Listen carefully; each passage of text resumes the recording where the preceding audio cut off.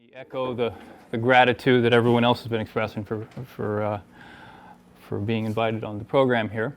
This is joint work with Claudio Olivetti. And well, it's about trends, and it's not about trends, it's about divorce, and mostly in the US. Okay.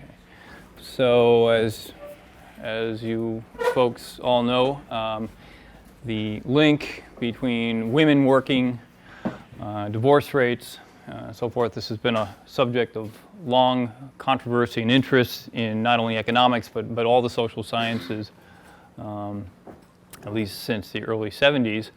And it seems to still be widely believed that when a woman works, that's going to have something to do with increasing the chance of a divorce in a family. You still see this in, for example, in newspaper editorial type things. This is because of sex of the job? Well, I don't know. This is what people believe. Okay. And certainly it was true, at least in the U.S., that as women entered the labor force in the United States in increasing numbers from the 60s and 70s, that divorce rates were also increasing. Okay. And so a lot of literature developed that tried to explain why these things should co-vary. Okay. However, what I have here is a plot. This is from the early 2000s now. This is a plot of the labor force participation rate of married women by U.S. state against the divorce rate in those states. Okay, so it's just a cross-section of states. And you'll notice, at least from the scatter plot, it looks like there's a negative relationship between those things. All right. So if you believe that working women cause divorce, you should expect a positive correlation, and yet that we're not seeing that in this cross-section. Okay. Now we can push the scatter plot a little bit further and actually do a regression analysis. I should say I'm the theorist, so Claudia can do a regression analysis, and I can do my best to point to numbers in a table. All right. And you'll see that as the labor force participation rate is higher, the divorce rate is lower. Okay. And that continues to hold if we control for a bunch of things. So the first one is you want to control, of course, for the marriage rate. Divorce is being measured in a standard way, which is number of divorces per 1,000 people per year. So you'd like to control for the marriage rate as well. Sure enough, when there are more marriages, there are more divorces. But nevertheless, this negative relationship is remaining there. Some of the literature has argued that when women are older, when they get married, they're less likely to get divorced, right? So we want to control for that. And so this is the average female age at first marriage in the state, controlling for that. Sure enough, there's a negative relationship there, but our negative relationship with labor force participation remains. Some not very interesting controls for various levels of education. Number of children, of course, reduces the divorce rate. I'm saying of course because I'm presuming you guys all know this, right? I was learning this as we went through. We put in some other things, try to make some controls for the laws, the divorce laws in the various states. The male income standard deviation, there's some literature out there that suggests when there's more inequality of male earnings, there ought to be women ought to search longer for husbands, and therefore they should have higher quality marriages, and therefore they should have lower divorce rates. Well, you see the sign on the coefficient there. But anyway, and let's see what else. The wage gap, we've tried to control for that by state.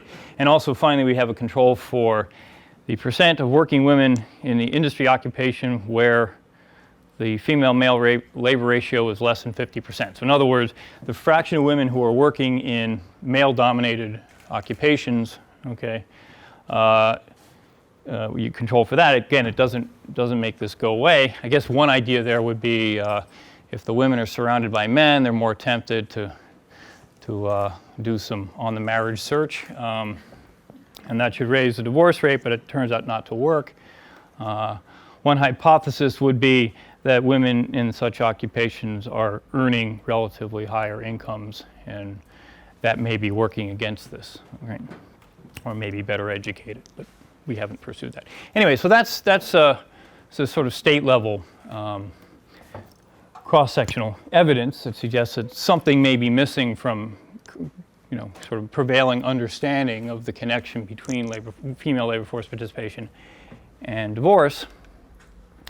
And so what we want to do is try to understand that from a particular point of view, which I'll get to in a minute. This is just summarizing what I just told you. So upshot is maybe it's the case that career women are actually good for marriage rather than bad for marriage. All right. So the approach we took, and this kind of came out of my long obsession with contract theory.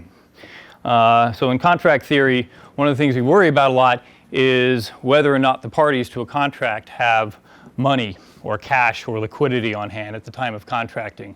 And the reason it makes a big difference is that greatly affects the surplus efficiency of the bargaining relationship that they have. And of course, we all know this when we teach intermediate micro, right? We always tell people it's better to give people, if you want a welfare program or something like that, it would be better to give people cash transfers than to give them in-kind transfers, right? It's a more efficient way of increasing their welfare. So this is a theme that crops up in all sorts of marriage, all sorts of parts of economics. And so the basic idea here is that if you compare a two-earner household with a one-earner household, what is it about earning? Well, what we mean is they're bringing money in from outside the household, okay? So now that both parties have this monetary instrument for making utility transfers available, and that should make it easier for them to make adjustments whenever there's some sort of preference shock that they need to, if they need to reoptimize or renegotiate allocations. Money is the best instrument for utility transfer. Okay, that's the basic idea. So, so what I'll do is I'll show you a very stylized kind of theoretical framework to kind of capture that idea, and then I'll show you some data that we've looked at. We looked at 2 micro data sets, but I'm probably going to skip the first one. Yes, Alessandro. I was just wondering, so I should think that the size of the surplus remains the same, but some of the surplus is now monetary, while before it was... Yeah, so what we're going to do is we're going to control for household income. To be formal about this, we'll control for the household income and compare a household where each brings in 50% to a household where one's bringing in 100%, okay, or actually anything in between. Okay, so that's the thought experiment. Okay. All right. Now, let me just talk briefly about the literature. This is going to exclude a lot. I think she wants to know, at least my interpretation is, what happens to home production when women go to work? So isn't there some loss of home production? Well, I think one of the things that happened is that a lot of home production is now available on the market. And in fact, at the end, I'll talk about the implications of this idea for the trends in divorce. So let me defer answering that till the end. But formally, what do? You assume that... No, I'm being a theorist here, okay? I'm going to isolate everything that you guys think is interesting and just focus on one thing. So there is no home production. And then we're going to hope, in particular, there's no home production. And we're going to hope that we can actually find this effect in the data by controlling for things. All right. So, so some literature. So I want to emphasize this particular literature, right? So there seems to be a wide perception out there in the public that when women work, this should be married female labor force participation. I'm not even sure why we're calling it that. Anyway, that causes divorce. Okay, and there's a bunch of literature explaining why that might be true. Importantly, there was also a literature that pointed out that if divorce rate were somehow exogenously increasing, that it would make sense for women to start working more, okay? Either to start investing in human capital in anticipation of being off on their own, building, labor market networks and things like this. And so it could be that divorce is causing women to work. And that's going to be real important for what we do empirically. And then there's some literature that says, well, it's kind of a spurious correlation. There's something else that's causing women to work more and people to get divorced more. But all these things are pointing toward a positive correlation, right? And we want to emphasize that there could be a negative correlation. Okay. In any case, and there's quite a bit of, I would say the issue is not settled. Okay, so that's the state of the literature. Okay, so the basic idea that we have in mind here is a kind of simple framework where when you get married, you produce a local public good to be understood as, you know, the joy of each other's company, or maybe kids, things like that. And that you can use, you can either use income, money, to make transfers, or you might make these household produced goods. So in my case, you know, economics lectures could be given to my partner to try to compensate her for, and as you might imagine, that's not a very efficient way of transferring utility. But I can make some money on the market out there by doing that. All right, so monetary income is supposed to facilitate transfers, and there are several reasons for this. One is the kind of double coincidence of wants problem. Right? The stuff that I can make is not the stuff that my partner wants.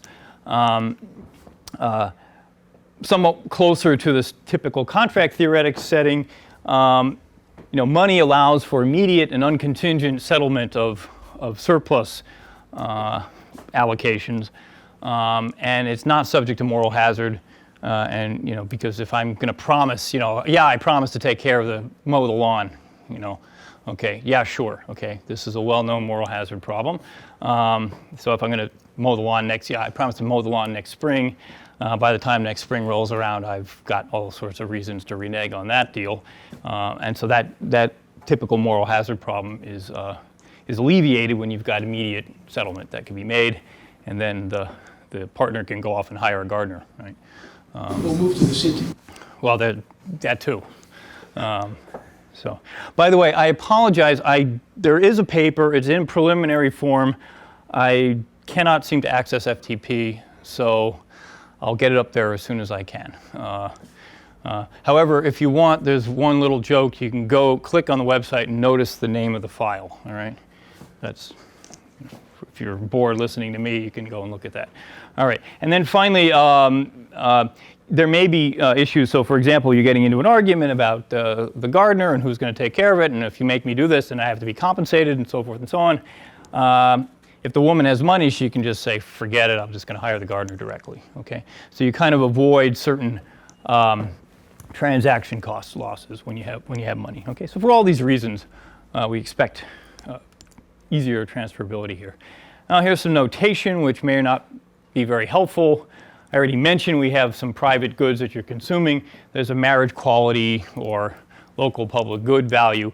We're going to be very symmetric here in the model. Okay, we're going to assume that the two partners get the same value or utility out of the marriage.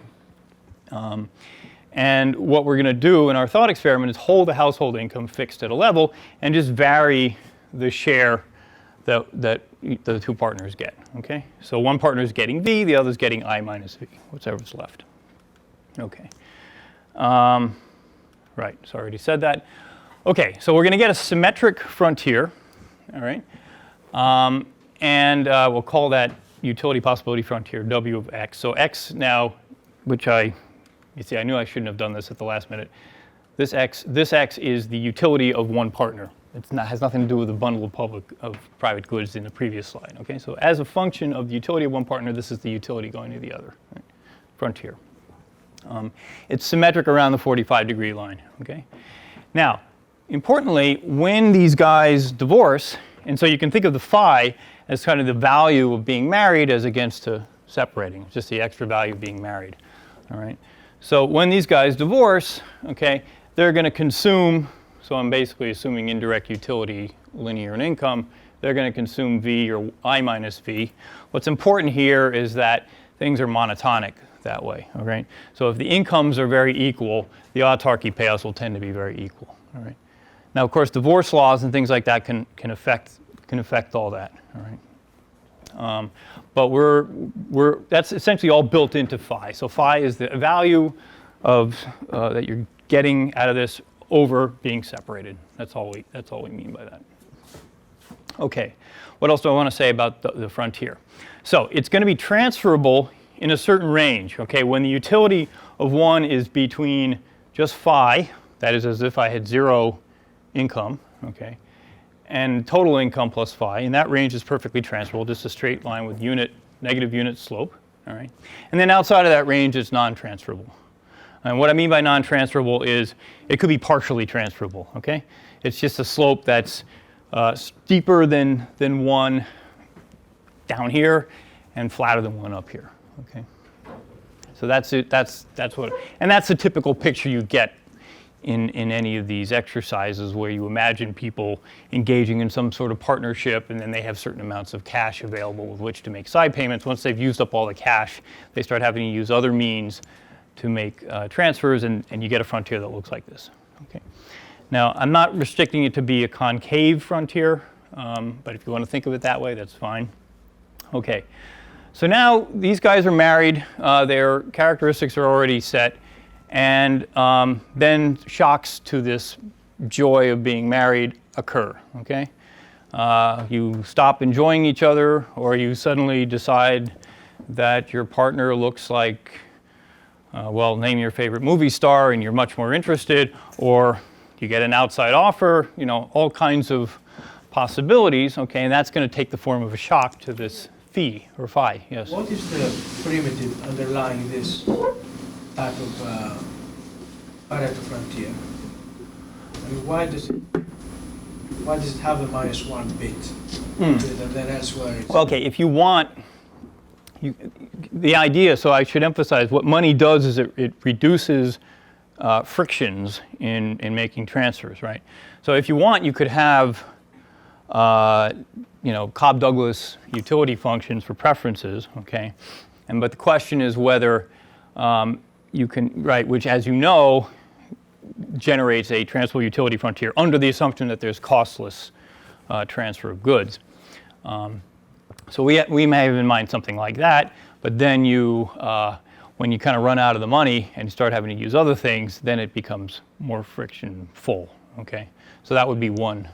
In fact, in contract economics, typically people are assuming quasi-linear utility, so that would be exactly the one underpinning for that. Now, I think what's important here is kind of comparisons. You know, more money, less friction, that's going to be better. I mean, I'm formally sticking with pure transferability here, but I'll show you a little bit about what happens if you move away from that. Okay, so then we hit phi with shocks. Okay, just as a normalization, think of those as negative shocks to phi. I'm going to end up turning those around and turning them into positive shocks to the autarky payoff in a second. And the assumption I'm going to make about those shocks is that they're independent, okay, and they have log concave densities. All right. Part of the problem here was to kind of figure out what kind of minimal, not quite minimal, but reasonably minimal assumptions you could make on these shocks that we're going to get the outcome that we're looking for here. All right, so once those shocks happen, you would get a new frontier to bargain, right? Because the W is now going to move because of the phi has changed value, okay? And we're not going to worry too much about what the bargaining protocol might be. We're just going to assume that whatever bargaining protocol there is, it ends up on the frontier, okay? If the autarky point now lies inside of that new bargaining set, they'll strike a deal and stay married. And if it doesn't, they will go their separate ways. Right? Simple as that. Okay. And so the main result is that the durability, the probability that this marriage stays together is maximized when the incomes are equal. Right? So that's the main result. All right. Now, the way I'm describing this all sounds like a sequence of shocks and so forth and so on, but really we're just doing this as one shock, okay? You can rationalize it or as a reduced form for a sequence of shocks happening over time, okay? But the point is you would then expect, the idea is that this new value of phi is sort of the expected future value or expected future joy of being married to each other. All right, so here's some graphical picture. All right, so what I'm doing here is I'm, utility of one, utility of the other, and these are the set. This is a fixed income level, and we're just comparing. This is a case where one partner earns essentially zero, and so an autarky, that is the horizontal partner, earns essentially zero, so an autarky would have a very small payoff, and the other one is earning most of the income. A more egalitarian situation would be over here. All right. So there's the frontier. All right. So here's the transferable bit. And this is kind of an extreme picture. Okay. And once you've used up the money, it's not very transferable. All right. Okay. And then you might imagine they're initially sitting. They've bargained to some point on this frontier. Okay. So that's where they're sitting. All right. Now a shock occurs. Okay. And the frontier moves. All right. So in this case, all right. Well, the autarky point is still inside, so they'll stay together. So that's fine. All right. They may or may not move, depending exactly what bargaining model you have in mind, but they'll be on their frontier, and the autarky point is inside, so they'll stay together. Okay. On the other hand, with this shock, disaster, right? The marriage breaks up. Okay. They're both. Okay. On the other hand, if we looked at an egalitarian household, okay, same total income, but they're both earning that same shock, this household would have stayed together. All right. Now, of course, you can imagine there'll be shocks that would break up the egalitarian household and not break up the inegalitarian household. But this log concavity assumption, which is essentially saying that you've got that the tails or the density is declining. As remember, log concavity implies unimodality. Okay, so it's saying that large shocks are much less likely than small shocks. Okay, so when the guys are in the middle, the guys, I just said the guy. Well, anyway, when the two people are in the middle here, those small shocks, the big shocks that would cause them to break up are just not very likely. Okay, whereas when they're at the extreme point here, it may not take such a big shock to break them up. Okay, let's see if we can see that. Okay, so now we just go a little further here. I told you I'm reversing the shocks, so I'm now going to think of this as I'm going to hold the frontier fixed and think in terms of moving the autarky point around, just for accounting purposes. Here's a case where there's only positive shocks to the autarky point, which is to say negative shocks to the value of marriage. Okay, and basically the good shocks to the marriage don't really matter for generating divorce. Okay, so you notice here we've got an area, all those shocks, okay, that aren't so big. Okay, they stay inside the frontier. Okay, the marriage stays together. All right. Now, if I compare that, this was the inegalitarian or the one-earner household. Now that I look at the two-earner household, okay, and I compare the corresponding area, all right, well, I'm taking away this rectangle, which is phi plus I over 2 minus delta long by delta wide, and replacing it with a rectangle that's delta wide, but it's phi plus I over 2. It's bigger, right? So I gain more than I lose in probability, all right, or in area, all right? And so the net result is that this household is less likely to break up. There are some, in some sense, fewer shocks that would break this one up than that would break this one up. Okay. All right. Now we can be a bit more formal about that. So if I fix an epsilon, and then I say, well, what shocks are going to keep the marriage intact? Okay. It's the ones where the post-shock autarky point is still inside the frontier, right? And the probability of that is simply this CDF of W plus V plus epsilon. Well, you see it there, all right? The non-transferability region is crucial for the argument. You will see that, yes, absolutely right. If there were full transferability, then all this would be irrelevant. Yeah, absolutely right. So if I now integrate over epsilon, there's my durability expression as a function of the income share, okay?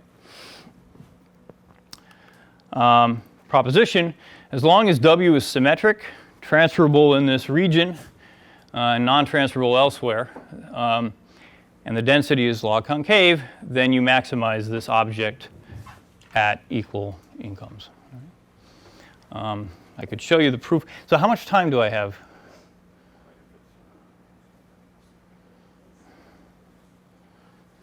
Half an hour almost. Okay. Yeah.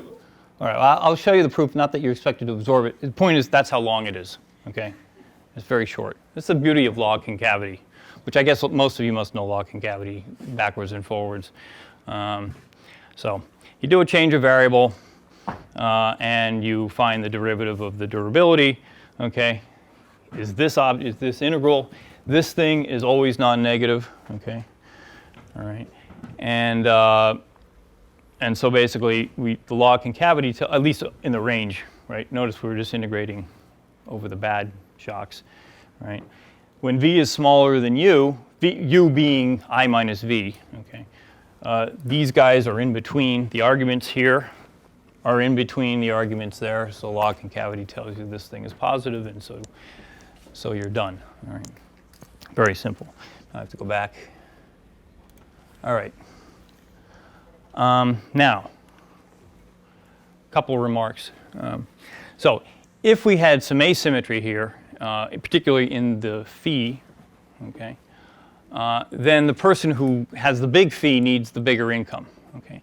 Now, one of the reasons why phi should be bigger is because it means that you don't have to work. Okay, if you don't like working or earning.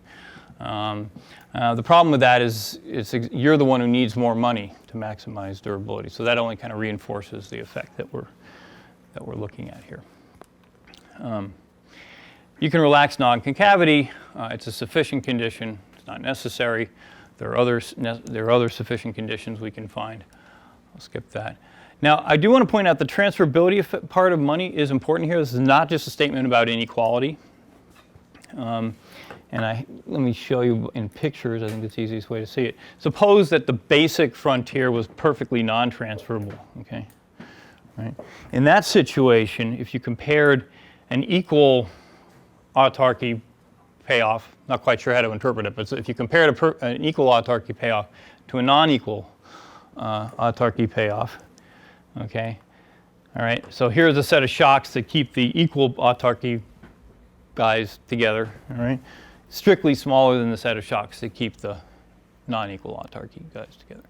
So the transferability region is also important. So both things are important. Okay.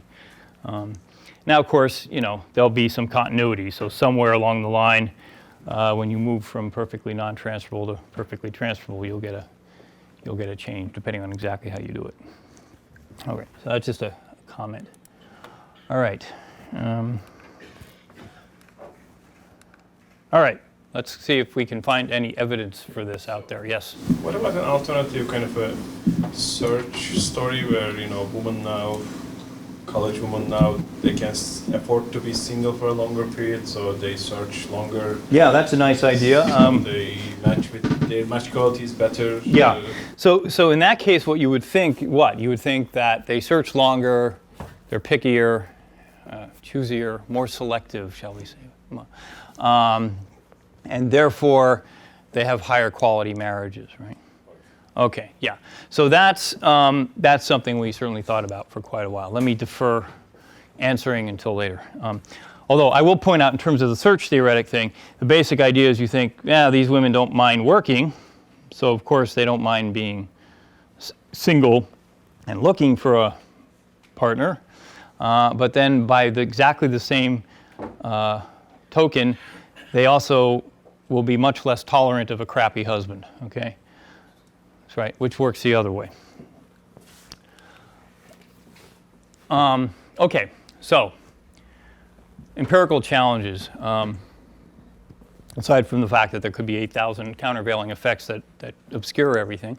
So it could be that, as I said before, that causality could be running from the state of the marriage to the labor supply decision, right? As was pointed out in the literature many, many years ago. And so we want to try to do something about that in the empirics. And so what we do is we focus on career women, okay? And these are defined as those who are in the labor force a big portion of the time while they're married, Okay. So as opposed to women who are running out into the labor force because the husband turns out to be a dud. All right. And okay, so that's how we'll cut the data to try to distinguish these two. So these career women would have a lower cost of working, or they enjoy it more, and somewhat low and a lower uncertainty of monetary income as well. And that's relevant here because if you think in terms of the basic story here, you know, I'm making a transfer to you, it better be there for a while, right? Otherwise it's not an effective transfer. Okay. All right. So the way we'll look at these, we have a panel which will allow us to follow couples over time, and we'll be able to separate these career women from the remedial, career earners from the remedial earners. All right. The other thing we would worry about, of course, is selection. Okay, as Nazi pointed out. Okay, it could be that there's some attribute of career women that leads them to have higher quality marriages, right? And so, and we want to be concerned about that too. All right. Well, this panel that we're looking at has a battery of quality of marriage questions that we'll use. All right. And so we would want, if this was important, we would want some evidence that the career women have higher quality marriages than the non-career women. Okay, so labor force attachment, key labor concept. The labor force attachment during marriage is the main thing we're going to use, and how that affects divorce probabilities.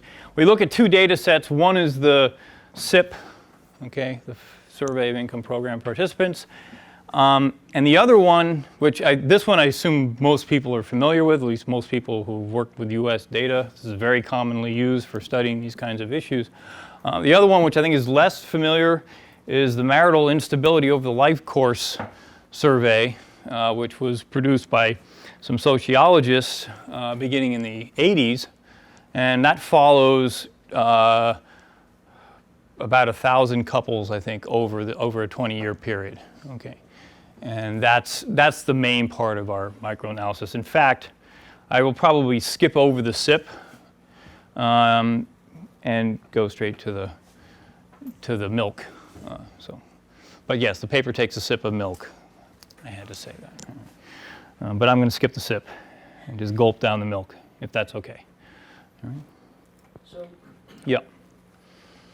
So you're going to try and, if I understand well, see how divorce rates relate to the amount of inequality, right? Within household, yes. Yes, of course, yes. But really what seems to matter here is potential earnings, even if women are not working. Yeah, so we want to get at so we were trying to get at something like permanent income. Yeah. And so that's why we're looking at these career women as opposed to the remedial women. So let me show you what we do, and then you can tell me whether. But by selecting, you might get a very distorted picture. So suppose someone is married to a partner who is, super highly qualified. For some reason, they've kind of agreed over your observation period. One of them is not going to work. Okay. But so we have a 20-year period for what that's worth. You mean you're going to aggregate 20 years? So we're following the same couples for 20 years. Okay, that's interesting. Right, so we're definitely worried about this. So in a cross-section, you'd be very worried about this problem, right? You'd be very worried that if you look at a bunch of households where some women are working and earning, let's say, 50% or even more of the income. I guess in the context that you're talking about, I'm concerned about the following, particularly if we go back a few years. Yeah. So you've got two college graduates, they marry each other. Okay. Right? And for whatever reason, they believe that it's best for her to stay at home and take care of the kids. Okay. And let's say they've got some kind of commitment mechanism to deal. So if they've got a commitment mechanism to deal with the huge depreciation of their skills, then we will, we would think, looking 10 years down the road, that the Rotary point is really bad. But if we assess that on the basis of the earlier life point when they kind of made the deal, it's actually looking quite good. Because she actually has. She's got a great degree and she could get a great job with Goldman Sachs, but they decide one Goldman Sachs job is good enough, kind of thing. Right. Well, I think I can be fairly confident in saying there's no Goldman Sachs employees in this data set. That's an easy escape route. Yeah. It could be Mary Lynch. I mean, let's not be pedantic. All right. So let me show you what we've done, and then we can come back to that. All right. So here's the milk. It's not very big, so that's the one downside. There's 2,000 people in it, and they started in 1980, and then there were six waves where they followed these people for 20 years. Okay, and of course they started with something that was nationally representative. Maybe some question about how much so at the end. Although it's not too bad. It seems the attrition rate doesn't seem to be very high here. And the sociologists were interested in what causes what they call instability, okay, in marriages. All right. So there's all kinds of economic, demographic factors: kids, education, incomes, fraction of the time worked, things like this. And then in addition, they have these questions about marital happiness, which I'll come back to. But they're things like, from is your marriage happy to, well, did you ever talk about divorce? Did you ever seek counseling? Talk to a priest or a rabbi or a paid marriage counselor, and various, talk to your friends, complaining about your spouse, et cetera. So they have a bunch of questions like that that are, they're not perfect, but they are some kind of measure of this quality. Okay. All right, so we look at couples who are in their first marriages at 1980. All right. And we draw out the ones where somebody died in the survey period. We throw out the people who were married when they were children. And so that leaves us with 827 marriages. Okay. A quarter of whom were divorced by the end of the sample. Okay. Now, if that sounds like a low divorce rate, the reason for that, right? The divorce rate in the U.S. now is more like 40%, something like that. Okay, 38%. It reached a peak of around 50%. But these guys are already married when you start looking at them, right? And on average, they've been married for 5 years. Right? And most divorces happen or a good fraction of divorces happen before 5 years. So these guys are already a little better than average. Okay. That explains the apparently low divorce rate. Okay, so we'll call a woman high labor force attachment if she worked 3/4 of the time during her marriage, at least 3/4 of the time during the marriage. Okay. And that's about 2/3 of the wives in the sample. Right. One thing, when you talk about a career, is to look at trajectories. The career is really a trajectory. So if I don't work now, I lose a lot in the future. So yeah, well, fair enough. So that doesn't seem inconsistent with our definition. It's true we haven't looked at age earning profiles or anything like that and tried to assess whether those people look like high flying. I don't think you necessarily have to think of this as a high flyer, right? Okay, this doesn't have to be a power couple. In fact, these are middle class or lower middle class or working class people. Okay, it's not the Goldman Sachs types. Okay.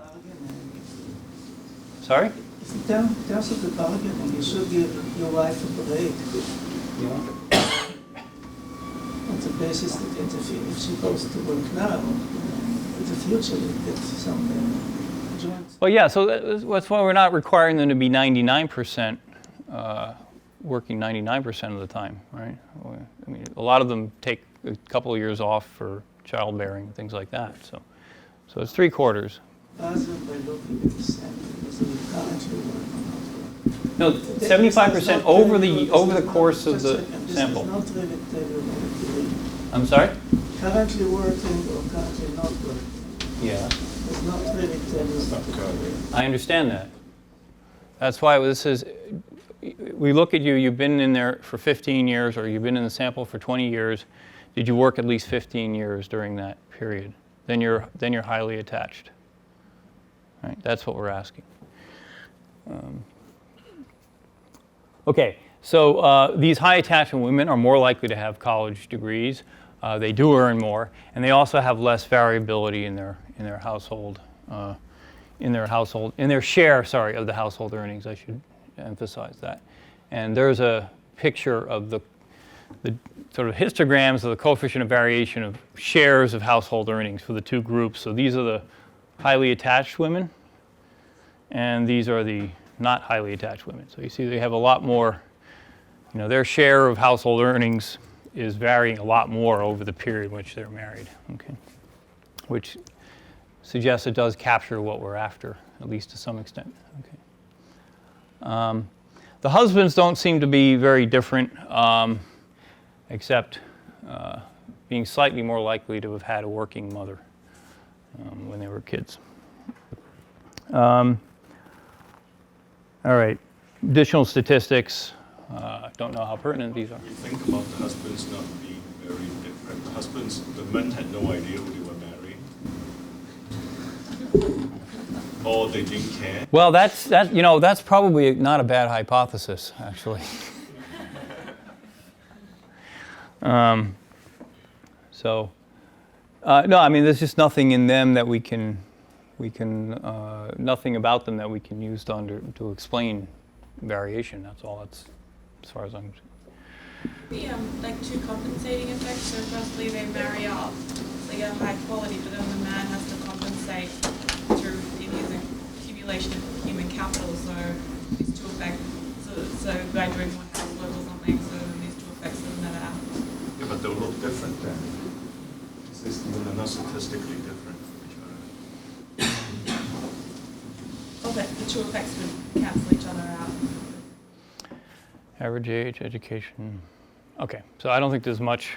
And by the way, there's no particular bias in who is answering the phone with these surveyors. Okay, either. All right, so here is the results. Okay, just starting with the first column. So indeed, if you're high attached, so the dependent variable is, are you divorced by the end of the survey? Okay, and sure enough, less likely if you're attached. Okay, the longer they've been married, then at the time the survey starts, the less likely to be divorced. Again, that's not surprising. There's selection going on. The older the woman was when they got married, the less likely to be divorced. Husband's age doesn't seem to matter. Now we can put in some more controls. Education, more than high school. Husband having more than high school. Yeah, it does help a little bit if the husband graduated high school. It helps the marriage. Number of kids will reduce divorce probabilities. And then whether or not the wife worked before marriage doesn't matter, right? Virtually every woman works before marriage, so that doesn't really seem to matter. Okay, now, interestingly, if we just look at the average of the wife's contribution or contribution to family income, without any further control, right? It actually has a small positive effect on divorce, okay? And this is going to turn out to come precisely from this distinction between the remedial earners and the career earners. Okay, so I think that's all there is for that table. Sorry, so you didn't control for total family income of some sort, right? Did I miss something? Log family income. Oh, there is log family income. Yeah. Sorry, I forgot to mention that. Okay. All right. Okay, so now the inequality stuff. All right. So let's compare, because rigorously what the result said, what the proposition said, was that this durability was increasing in equality, right? So whether you're career or not, if you're earning 49% of the household income, that should lower your divorce rate relative to earning, say, 20%. So we have a bunch of ways of trying to get at this, but we can't be too fine given the sample size of the data, so let me just show you one of them. So here we have the high attachment, there's with all the other controls in there, but here's the high attachment, lowering the divorce probability, okay? But now I'm going to do two things. I've got people who are earning, or women who are contributing at least 40% of the household income, all right? And then an interaction term, so that's all women who are contributing more than 40% of the household income. And then an interaction term with the high attachment, or the career women who are contributing more than 40% of the household income. All right? And what we see is that just looking at the effect of the woman earning a lot of income, or a big share of the income, is actually quite bad for the divorce rate, for divorce. Okay, it increases divorce a lot. Okay, but on the interaction term, you've got a negative. So if you just look at the career women who earn close to half the household income, that brings the divorce rate down a lot. Okay, and so that's consistent with the theory we're saying. In fact, these things all add up. The difference between this and this is exactly the same as that and that, so, which it should. Okay. Do you have many non-high attachment women who contribute to more than 40%? Many non-high attachment. So how many? So is this cell got 3 people in it? I forget. I think it's got 150 or 200, something like that. So mine is that. So I guess the other ones. So the one who are not career women, you would think that they don't bring a lot of income, right? So I don't remember the size of the cell, but it's not 2. Okay, it's it's several tens or even hundreds. But remember, the total number of non-career women is only going to be around 250 or 300. Okay, and then it's a fraction of those. Okay, but it's enough to really throw things a lot. And our interpretation of this, let me see if it's ready to say that. Okay, yes, our interpretation of this is that what you're doing when you look at those, you isolate those women who are non-career and yet earning huge fractions of the household income, is those marriages are really in trouble, right, for other reasons. And so the woman is going out and working. Can you see if that's the time pattern that she goes, that she goes back to work, like she works later towards the end of the period of the sample rather than? That's a good question. We probably should look at that to see when that's happening. That's a good question. Or does it happen and then they drop out of the sample because the divorce happened, right? So that's a good point. All right, but nevertheless, it's certainly so far it's consistent with that interpretation. Okay, so now so what we're showing is that it looks like women who are highly attached to the labor force and earn substantial fraction of the household income are going to have the lowest divorce rates in our sample. Now, there could be other mechanisms. Nezio already mentioned one. All right. So I don't have to say that again. All right. It could be that there's some other unobserved quality about these women who make them more stable in their jobs and in everything they do. All right. Or it could be that the households where the women are earning close to what their husbands are earning and are highly attached to the labor force, this is some reflection of improved assortativeness in the match.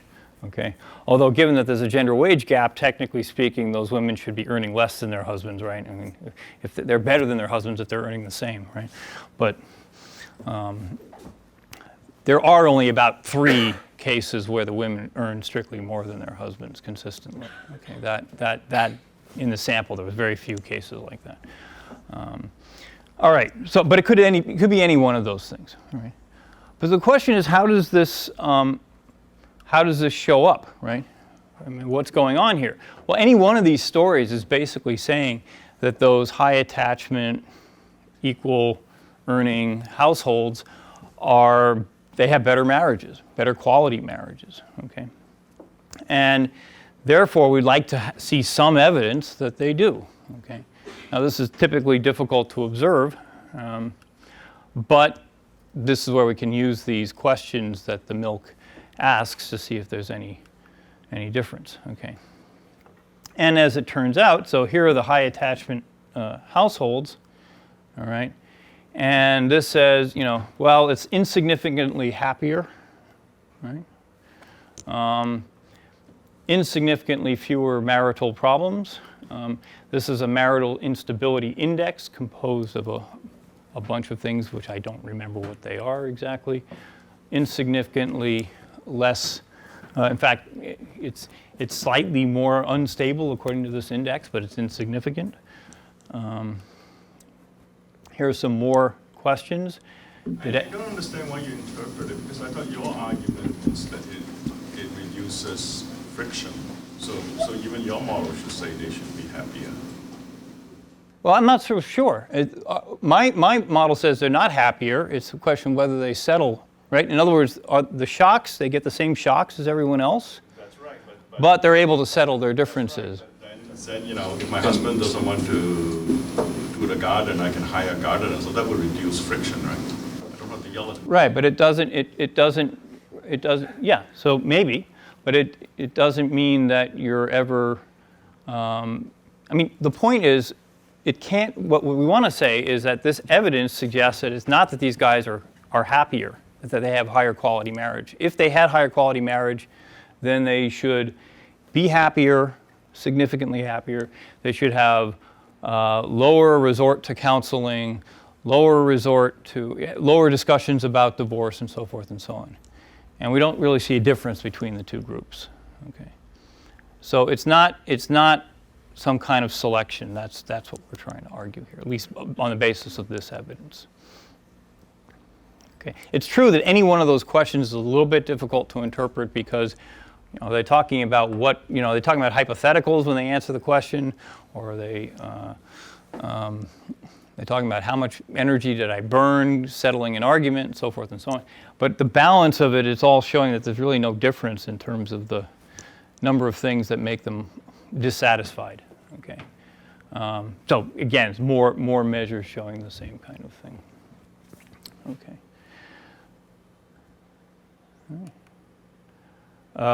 What is this? Isn't there a question? I don't know what this lady said. Do they have a question? Or maybe do they have something about how many arguments you have or something? I don't remember. I don't think that particular question is in there. You're like, how many hours a day do you spend? That would be a great household time use survey, hours arguing.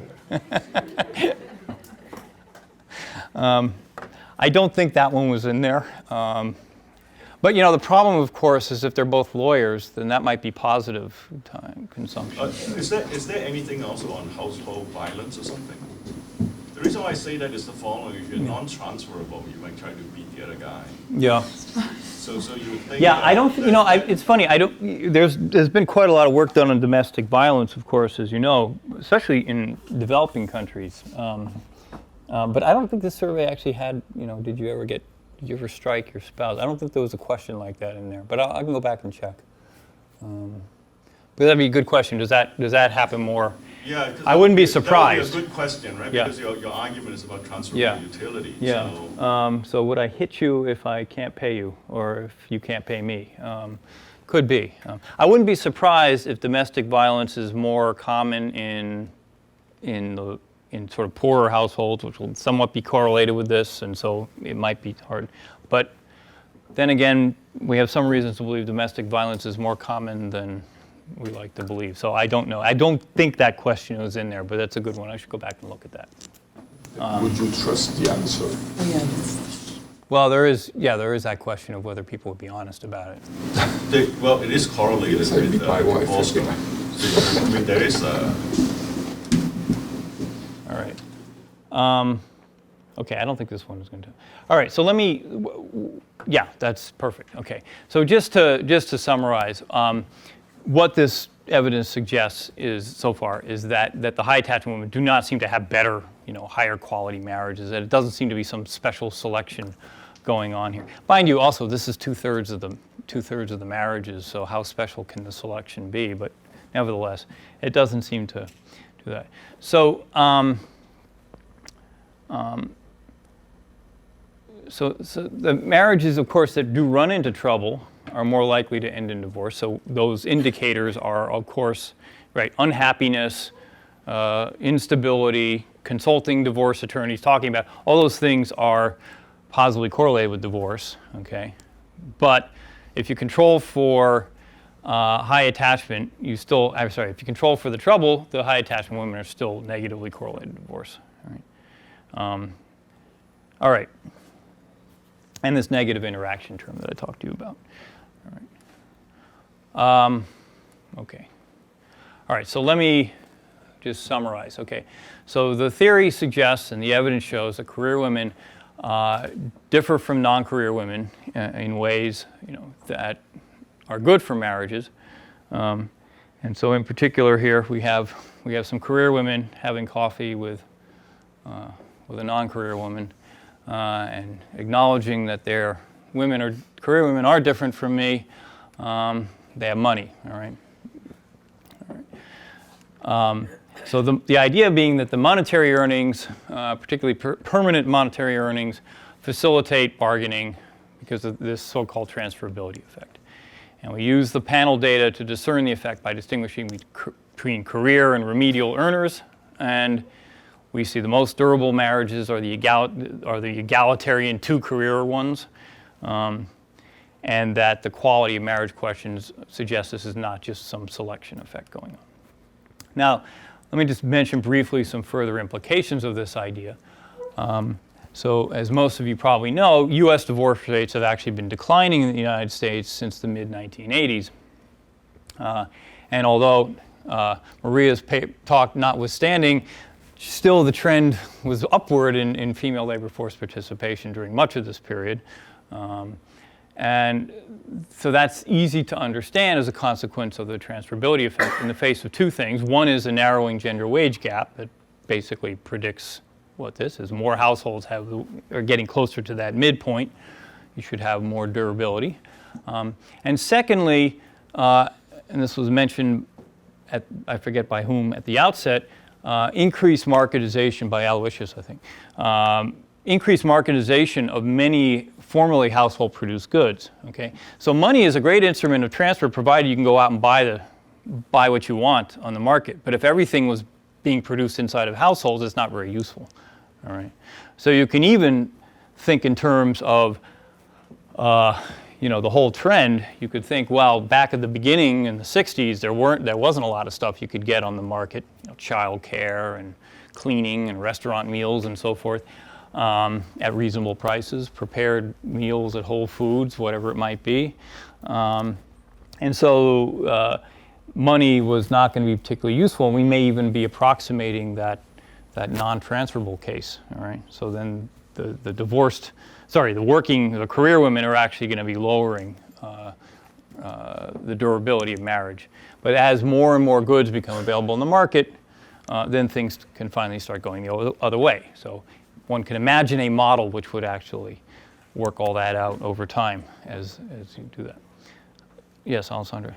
I can imagine also an opposite argument where buying everything on the market has transaction costs, while if you produce it internally, it doesn't. Well, yeah, I mean, I think the idea is when I say marketization, I mean good close substitutes become available that weren't formerly. And then, of course, there are lots of goods that surely, like plasma TV sets, would be hard to produce inside the household. But a lot, but the point is you can get a decent prepared meal, whereas, in 1960 that wasn't so easy to do. That sort of idea. Okay, which money lets you get. Okay. Now, of course, the policy implication is, and this sort of focus on remedial versus career is important from the policy point of view. As I said, if you looked at just a cross-section, you may well see that when women earn, and this was consistent with what we showed, when women earn half the household income or a big chunk of the household income, overall, that seemed to be a bad predictor. But that's quite plausibly being caused by these remedial earners who are out there, they're in bad marriages, they're out there earning lots of income just before the marriage breaks up. And so the policy implications, if a married woman who's never worked before comes to me and says, look, I'm thinking of going into the labor market, but, is this going to affect my marriage? Is this going to make me get divorced? Well, sorry, lady, it's probably too late since you're asking me, would be the answer. On the other hand, if a young woman is asking whether investing in a career could be bad for her marriage, and let me point out this is not a fanciful hypothesis. I don't know if you can read that in the back. I gave this talk in Paris a couple months ago. Night before the talk, I get an email from somebody I'd never heard of. My name is, I've suppressed her name, I'm a senior at Brown University studying economics. I've just received a note from a friend studying economics in Paris that you're going to give a talk on this. I can't attend the seminar. Brown is in Providence, Rhode Island, for those of you who don't know. I'd love to hear, as a young woman with career ambitions and Indian grandparents, what I have to say on the subject. Okay, so it's not just a hypothetical question. Okay, so she asked. Then the evidence says that if your alternative is to find a rich husband, to sort of compensate for the income difference, then definitely you should go for the career. Okay, so okay. Yeah. Have you looked at the shocks or changes to the quality of marriage over time? Because your story would be like, if there's a shock, we're more resilient to the shock, right? And if you have a panel, would that be a way? Yeah, so that's a good point. So I think there's more we can definitely do with trying to look at how the answers to those questions, as well as the earnings behavior, vary when divorce, if divorce is impending, or at least as we move through the sample. So I take your point. So we will definitely take a look. Thank you. All right. Thanks.